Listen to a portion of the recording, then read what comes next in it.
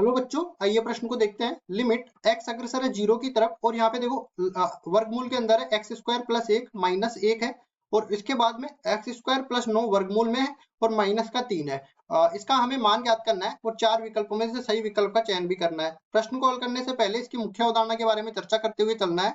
मुख्य अवधारणा तो देखिए, सबसे पहली चीज, जब भी अपने पास लिमिट में या सीमा में कोई अनिर्धारित रूप बन रहा हो सीमा का मान रखने पर, तो हम लोग कुछ तकनीकें लगाते हैं। जैसे गुणनखंड विधि लग गई, जैसे परिमेयकरण विधि लग गई और जैसे प्रतिस्थापन विधि, कई तकनीकें हैं। तो यहाँ पे जब भी अपने को वर्गमूल के अंदर ऐसी राशियां दिख रही होती है ना, तो हम लोग परिमेयकरण विधि लगा देते हैं।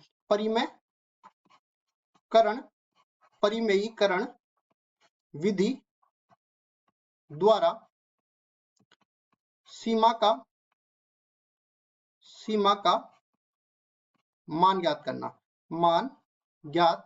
करना। और देखो, परिमेयकरण विधि जब भी लगाते हैं ना, तो हमारे पास केवल इतना याद रख लो कि एक सर्व समीकरण लगेगी, ए स्क्वायर माइनस में बी स्क्वायर बराबर होता है ए माइनस बी गुणा में ए प्लस बी के। मतलब कि जब भी अपने को किसी भी राशि को परिमेय रूप में बदलना है, तो हम लोग क्या करेंगे कि यहाँ पे जैसे माइनस साथ में है, तो इसके लिए क्या करेंगे, जैसे a माइनस बी वाला पद है तो इसके लिए a प्लस बी वाले पद से ऊपर नीचे गुणा कर देंगे। इसी तरह नीचे वाले के पद को भी a प्लस बी से ऊपर नीचे गुणा कर देंगे, तो अपने पास a square minus B square बन जाएगा और ये वर्गमूल अपने पास हट जाएगा। तो इसके लिए देखो, आगे सवाल को हल करते हैं, इसको उठा के लाते हैं। देखो ये क्या बनेगा, लिमिट x अग्रसर है 0 की तरफ, यहाँ पे बनेगा एक्स स्क्वायर प्लस एक इस पूरे का वर्गमूल माइनस में एक और बटा में क्या हो जाएगा, एक्स स्क्वायर प्लस 9 इस पूरे का वर्गमूल माइनस में 3।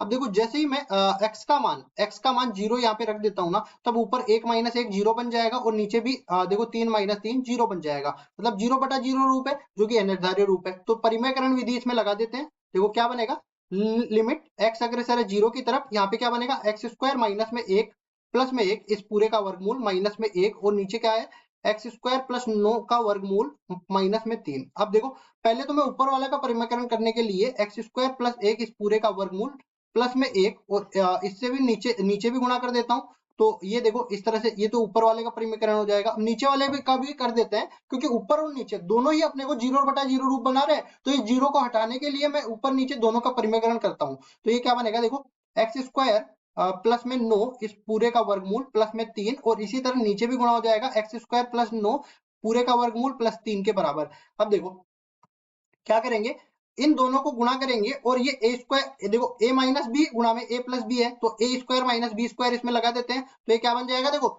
एक्स स्क्वायर प्लस एक इस पूरे का वर्ग माइनस में एक, सॉरी वर्गमूल का वर्ग है ना, तो ये हट जाएगा, अपने पास केवल एक्स स्क्वायर प्लस एक बच जाएगा। और इसी तरह नीचे भी देख लेते हैं, जब हम लोग इसको और इसको एक साथ ले लेते हैं, तो ये भी अपने पास ए स्क्वायर माइनस बी स्क्वायर बना देगा। तो क्या बनेगा, देखो एक्स स्क्वायर प्लस 9 और माइनस में 9 के बराबर ये आ जाएगा।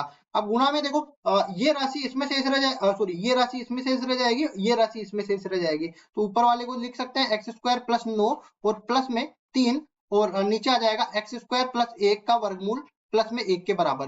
तो साथ ही साथ लिमिट भी लगी हुई है, लिमिट x अग्रसर है 0 की तरफ। अब देखो अनिर्धारित रूप हटाने की कोशिश करते हैं। यहाँ पे देखो 1 से 1 कट जाएगा, 9 से 9 कट जाएगा और ये एक्स स्क्वायर ऊपर है, एक्स स्क्वायर नीचे है, तो ये एक्स स्क्वायर भी आपस में कट जाएगा। ये सारा किस्सा खत्म हो गया। अब देखो 0 रखने पर अपने को अनिर्धारित रूप नहीं मिलेगा, तो सीधा ही x का मान 0 इसमें रख देते हैं। तो ये क्या बनेगा, 0 का वर्ग प्लस 9 इस पूरे का वर्गमूल प्लस 3 और नीचे क्या बन जाएगा, 0 का वर्ग प्लस 1 पूरे का वर्गमूल प्लस 1 के बराबर। तो ये तो अपने पास 9 का वर्गमूल 3 के बराबर और ये भी 3 है।